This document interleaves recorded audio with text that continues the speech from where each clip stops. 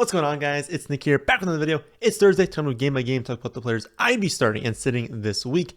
Low total week. That is the theme of the week. A lot of games this week that do not have a very high over-under. It's going to be another low-scoring week this week. First up, Jaguars at Saints. Of course, the Thursday night game. Low 39.5 point total. Saints 1.5 point home favorites.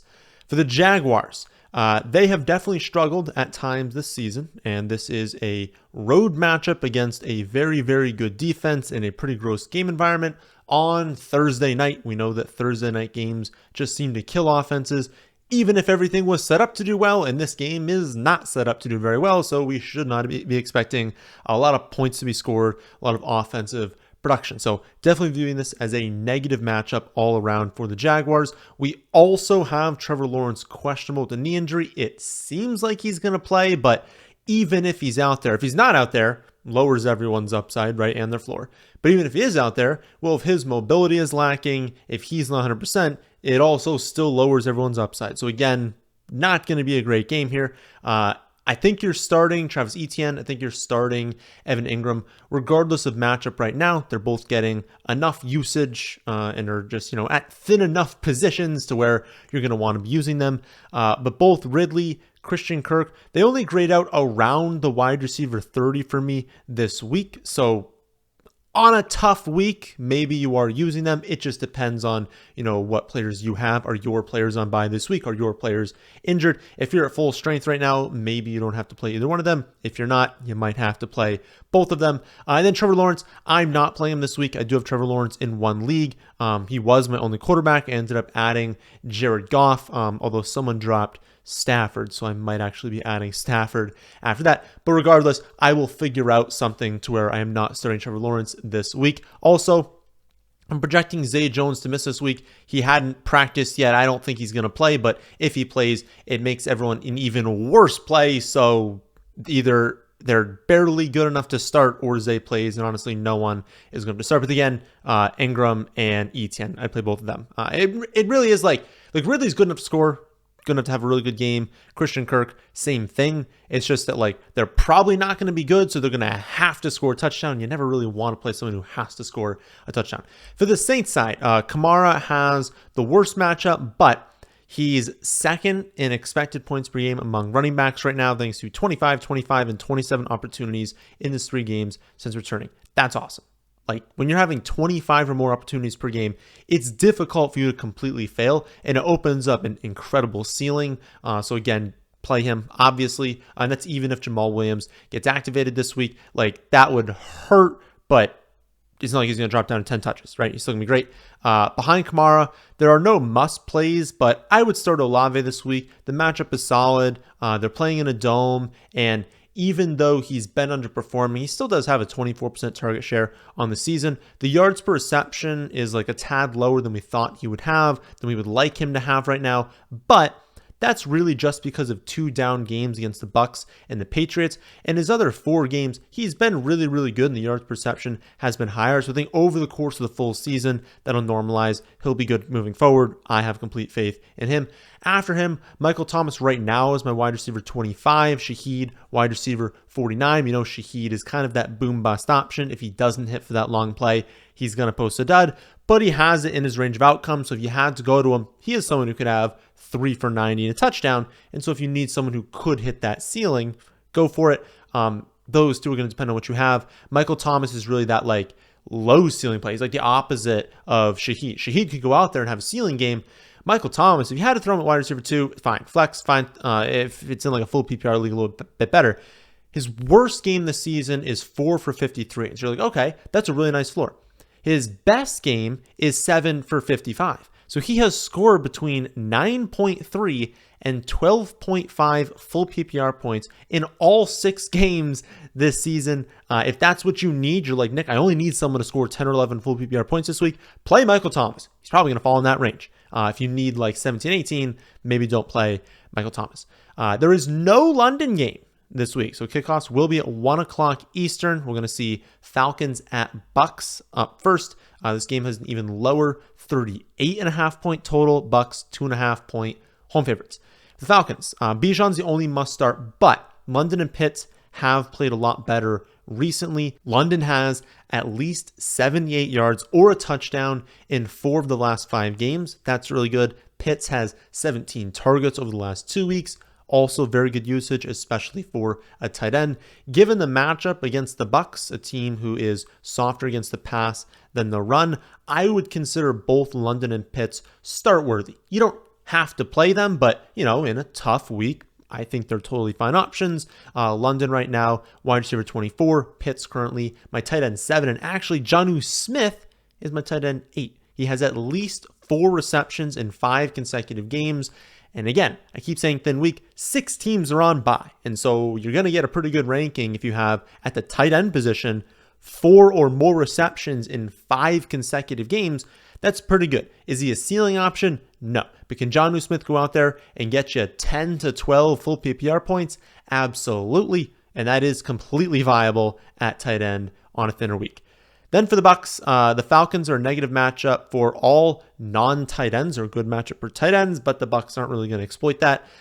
Even knowing that, though, Godwin, Evans, they see a large enough opportunity share on this offense to where you're just playing them every single week at wide receiver 2. If they continue to kind of underperform, maybe we can reevaluate that. But I think over the long term, like Evans has a 25% target share, Godwin's just under 23%. I think that when you have that big of a share on an offense that isn't good, but isn't dreadful either, they've done some pretty decent things, and they're a better team than most people think. I just think we should be starting them until they really underperform into the future. Behind them, Baker's fine to stream. Nothing stands out about him this week. You probably don't need to go there, but if you had to, it's not the worst play in the world. And then Rachaad White, decent option. He's my running back 24 right now, so going to depend on your situation. You probably are playing him. The weird thing with him is, so he's got 72% of the Bucs running back expected fantasy points. So just looking at their running back core, how many fantasy points we're expecting from the whole unit? He has 72%, which is slightly higher than Christian McCaffrey and Ken Walker. So he's got a huge share of the pie there, right? But the pie is really small because the Bucs have such a bad run game thanks to their offensive line, their situation. And so the running backs just don't have that many expected fantasy points in total. In a matchup with the Falcons, I'm not expecting that to change. So even though we can project him for a decent amount of touches, decent amount of targets, the scoring opportunities are kind of lacking. The per touch upside is kind of lacking. So he's a volume-based running back too, but not one with significant upside.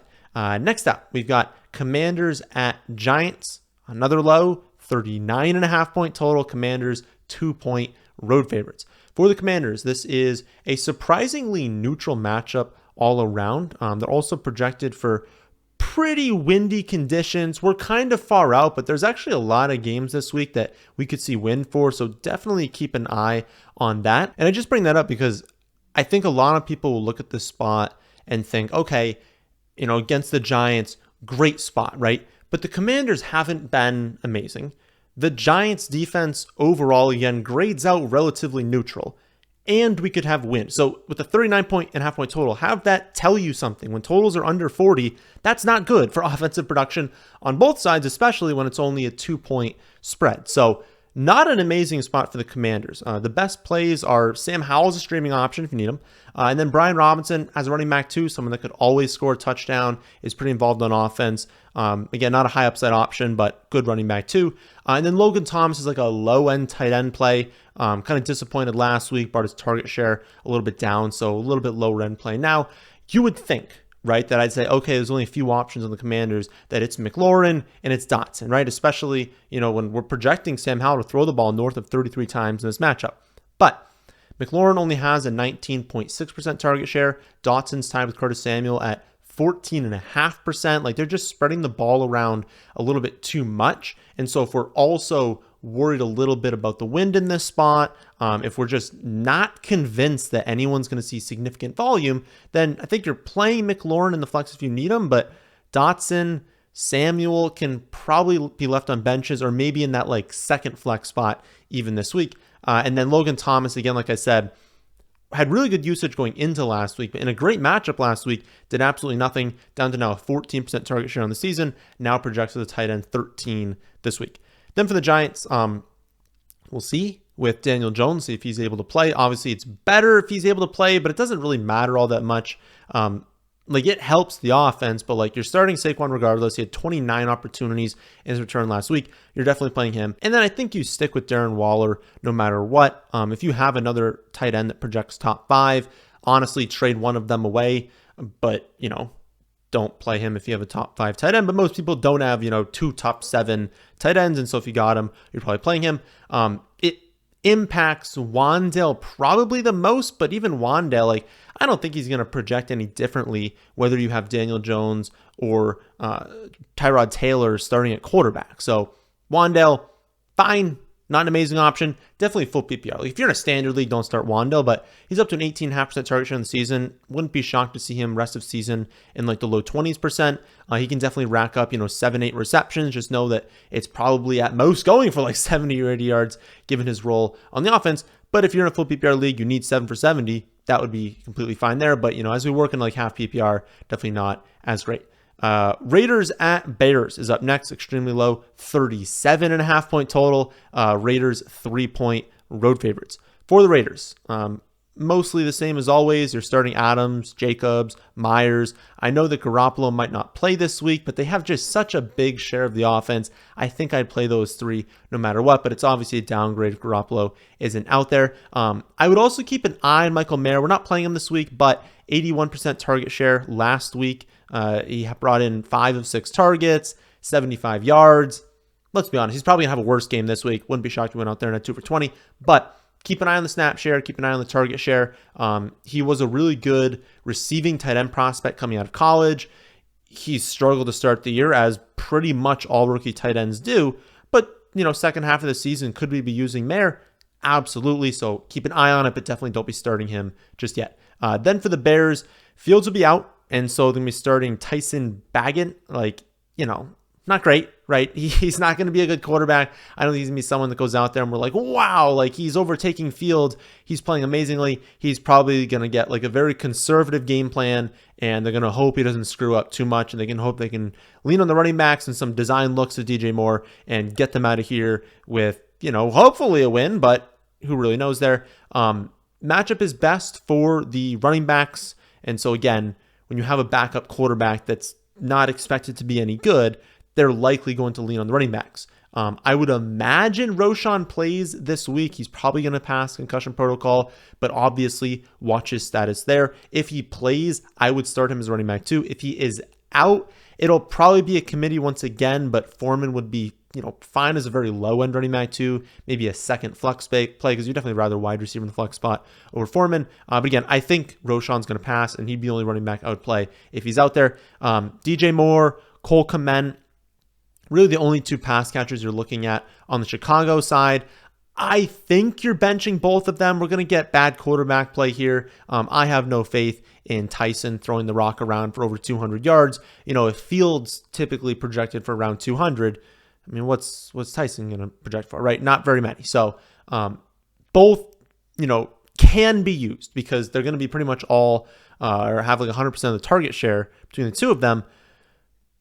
But it's not, a good enough spot with a backup quarterbacks where I really want to play them. So if you have to, fine. They're not going to project very well this week.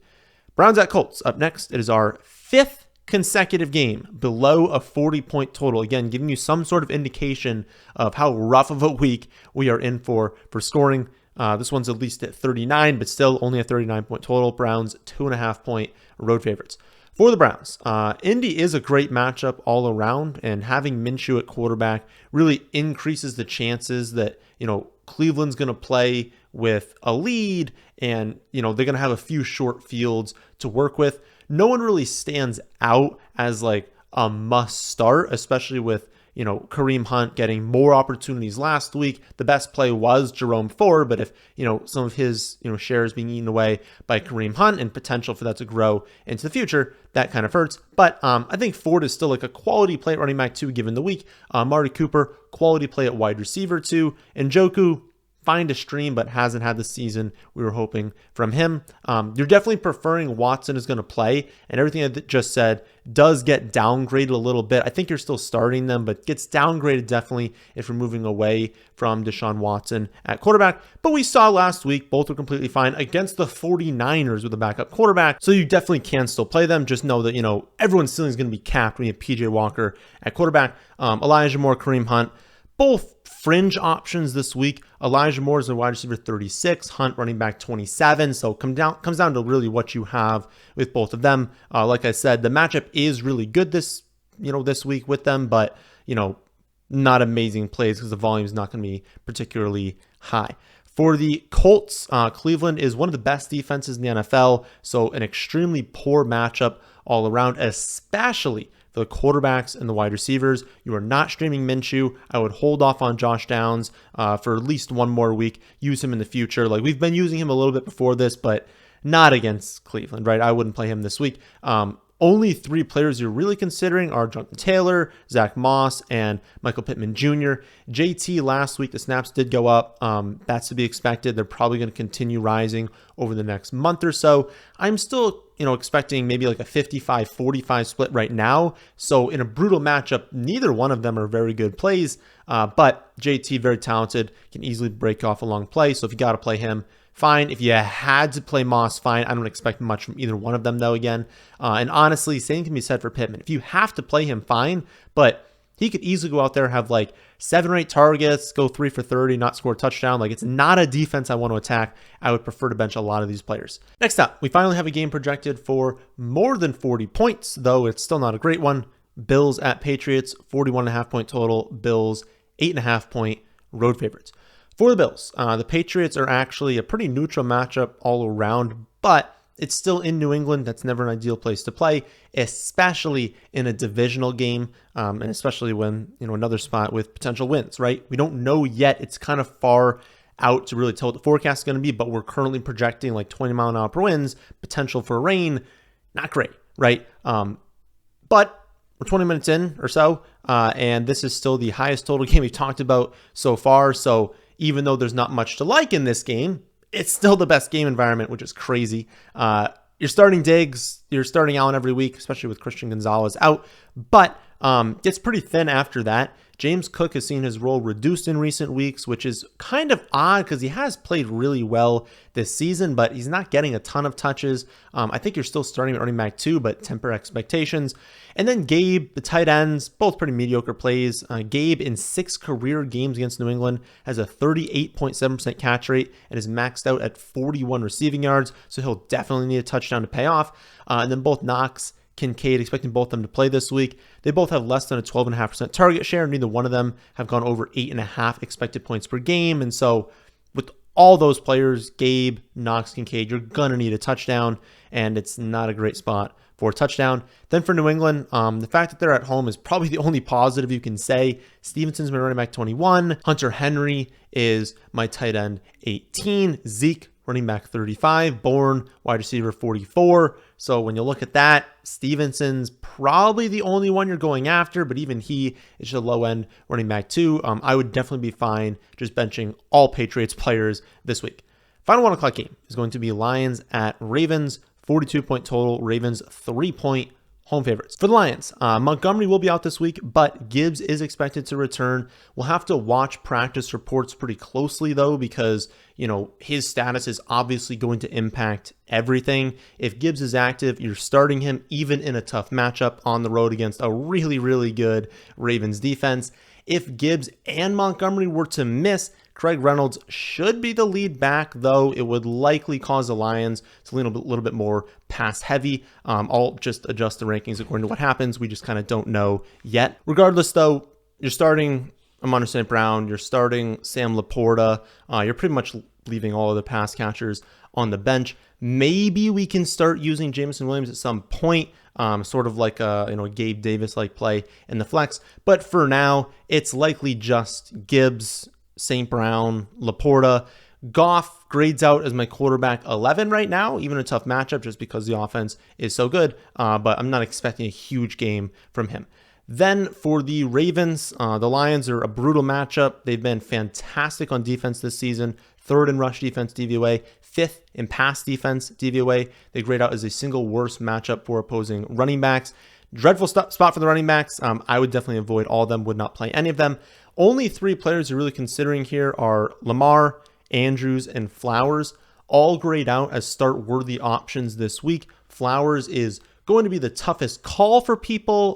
I do think that Baltimore is going to have to throw the ball a decent amount this week, given his almost 28% target share this season. I think he could be in line for a big day, so I'd probably play him. But again, the Lions defense is really good, so it's a very volatile play. If they're forced to throw the ball a lot, if he has 28, 29, 30% target share, he's going to have a good game.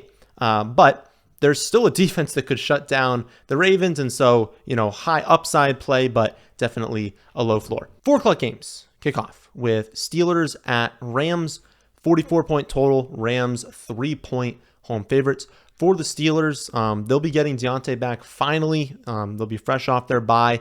Good spot for them. This offense has definitely underperformed so far this season, but the hope is Deontay coming back, having the bye week, it's going to kind of get them back on track. I sort of want to wait to see before trusting anyone, see what this offense really looks like with Deontay coming back. See if they can honestly just perform better this season, because also everyone kind of grades out as like, okay, in the flex, Najee, Warren, both them around the running back 25 range, Deontay, Pickens, both around the wide receiver 28 range. So I don't think any of them are bad plays. You can play all of them. I just think all of them are basically flex options. Then for the Rams, it's honestly pretty easy. Always start Puka, always start Cooper Kupp. Stafford is a really good streaming option. He's my quarterback 7 right now. Honestly, Tutu looks pretty good in the flex spot. I'm just expecting the Rams to lean very, very pass heavy this week, especially in the red zone. Kyron's out. Ronnie Rivers is out. So the running back room is going to come down to some combo of Zach Evans, Royce Freeman, Darrell Henderson, Myles Gaskin. There is no way that Sean McVay is leaning on those running backs. So I think they're going to drop back a ton, utilize his receivers a ton. Honestly, they utilize Higbee as well. He's a good streaming option. Like, I would start the passing game. I really would not start any of these running backs. Next up, we've got Cardinals at Seahawks, 44.5-point total. Seahawks 7.5-point home favorites. For the Cardinals, Seattle ranks 1st in rush defense DVOA and yards per carry allowed. So with James Conner out, I am not expecting anything from this backfield, especially given their 3-man rotation last week. So you can bench all of them. The best play on this team is Marquise Brown. He has 10, 10, and 11 targets over the last 3 weeks. He's been relatively inefficient this season, but you're getting that sort of usage. I think you're definitely playing him. He's got the best matchup on the team as well. 27% target share. I think he's just a good wide receiver too. Behind him, only real interest is like a low upside tight end play in Ertz, maybe a desperation second flex play in Michael Wilson. You could stream Romeo Doubs. He's my quarterback 14. But they're not in an amazing spot as touchdown road underdogs. But if they fall behind, could the passing attack do something? Maybe. I would say Marquise Brown's probably the only one I really want from that side. On the Seattle side, really good matchup, obviously, and a great matchup for the running backs. Neutral one for everyone else, but good spot in the sense that they're going to score a lot of points. So even if efficiency is neutral, everyone has good touchdown upside here. They're touchdown home favorites. They play better at home. You're starting Ken Walker. Geno's my quarterback 10 right now. Metcalf wide receiver 16. Lockett wide receiver 27. Neither one of Metcalf or Lockett has really gotten going so far this season. Some of that's because of JSN, Jake Bobo getting a little bit more opportunities than players had in the past or wide receivers did last season. They've had pretty heavy involvement from the running backs. But, their efficiency has been a little bit down. I think that's going to normalize long term. So I would definitely play Metcalf, and I would probably play Lockett in the flex spot as well. Second highest total game of the week is up next. Chargers at Chiefs. This one has a 48.5-point total. Chiefs only 5.5-point home favorites. I was surprised. I thought that would be a larger spread.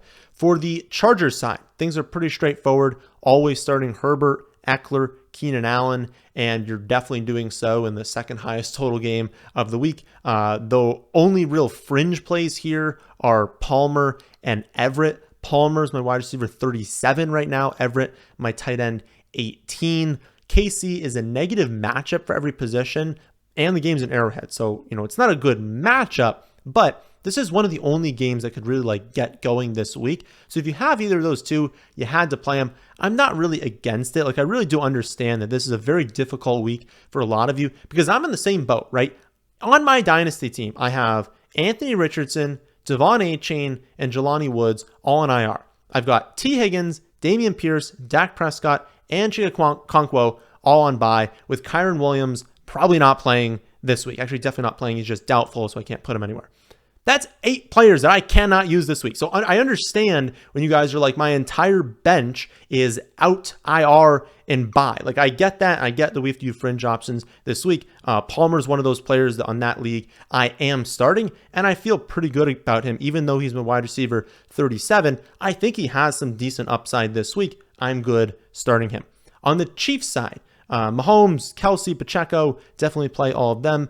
No one else is amazing, but if you had to play Rashee Rice, he's totally fine as well. Snap share is going up. I really do think that it's going to continue rising. His opportunity will as well. He's clearly the best wide receiver. I think that he's got to get him more snaps. I think that will happen. He's only my wide receiver 41, but same thing as Palmer. If you had to play him this week, I am completely fine playing Rashee Rice. Again, good total game. When you got a fringe option, you'd prefer them in a 48-point total, not a 38-point total game.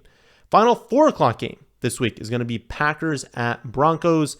45-point total. Packers 1-point road favorites. For the Packers, this will be the first time all season this offense is fully healthy, which is sort of scary if you're the Broncos defense, right?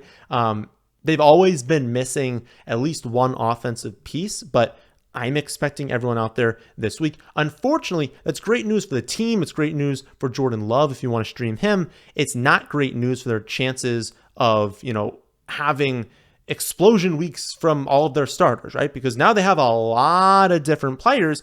Well, now, even if their production goes up, they're splitting it amongst a lot of really good talents. I'd start Aaron Jones at running back 2. I'd start Christian Watson at wide receiver 2 or in the flex. And I'd be good using Romeo Doubs in the flex as well. I also have Musgrave as my tight end 14 right now. None of them, again, grayed out as smash plays, but I'd be pretty confident using those 4. Dylan, not someone I have a lot of faith in. Jaden Reed, I would wait and see if his target share is still going to be relatively high when they have a fully healthy roster. But for the first 4 I mentioned, I think I'd feel pretty good about playing him, and I would feel good about streaming Jordan Love this week. For the Broncos, there's almost nothing to like. Sutton, Judy, my wide receivers 37 and 40, both are fine. Neither of them stand out. Javonte Williams, running back 25. Julian McLaughlin, running back 30. Again, both fine. Neither one of them stand out. Russ, quarterback 8. I feel like I need to find a way to drop that a little bit. It's just an unappealing team. I think there's a chance the Packers win big here. I know they're 1-point road favorites, so like Denver could easily win this game. I mean, they're basically calling this a pick'em. I think the Packers are the better team here. I'm not expecting a lot again from the Denver side. Sunday night game, highest total game of the week. Dolphins at Eagles, 52 points. Eagles 2-point home favorites. For the Dolphins, Hill, Waddle, Tua, Mostert, all must starts. Even a tough matchup. Offense is too good. I would not want to leave any of them on benches. For the Eagles, Hurts, Brown, Smith, Swift, Goddard, all must starts. Exact same reason. Most games this week have below a 40-point total. We've got one here with a 52-point total. And offense is relatively condensed. Not everyone's going off. Some players are going to have some bad games, but everyone has a much higher ceiling. Everyone has a better chance of hitting their ceiling. You just got to be playing players in that game. Then finally, Monday night game, 49ers at the Vikings, 44-point total. 49ers, 7-point road favorites. For the 49ers, it depends on practice reports. When active, you're starting all of McCaffrey, Ayuk, Debo, and Kittle. McCaffrey and Debo are questionable this week, though, and it's definitely risky not knowing that before the Monday night game.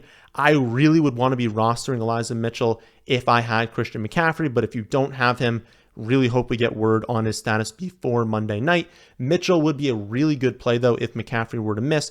I don't think that injuries are opening up other plays, though. So I know a lot of people added Jordan Mason. I still think it's going to be Elijah Mitchell getting most of those touches. And I don't think you want any of the backup wide receivers. Even if Debo is out, it just means Ayuk's going to have a monster game this week. Then for the Vikings side, 49ers are an awful matchup, obviously. This is another team where you want to kind of play the starters, though, in most matchups. Hawkinson, you're always starting. I think this week, such a thin week. Madison, you're definitely starting as well, even in a tough matchup. Just don't expect a lot from him. And then I think you're starting Jordan Addison. Wasn't amazing last week, but talent is there. Opportunity should be there. I think he can overcome this matchup. That's probably where I'd stop this week. Osborne, a little bit too thin of a play. Way better spot last week. It's the 49ers. We're not playing the fringe players. So start the starters. I think Osborne, a little bit too much, too difficult of a match for him to kind of overcome that consistently. And then Cousins, only my quarterback 15 this week. Obviously, losing Jefferson hurts his ceiling, hurts his floor. Tough matchup. I'd probably stream someone else. So if you want to see my exact rankings and projections for every player, you can see that updated multiple times per day on my website, thefantasyfootballadvice.com. And you can see a bunch of advanced stats over there as well, along with my week 7 backfield report and rest of season rankings. So that'll do it for this one. Hope you all did enjoy. If you did, how about hitting the like button? How about subscribing to the channel if you're new here? Thanks for watching.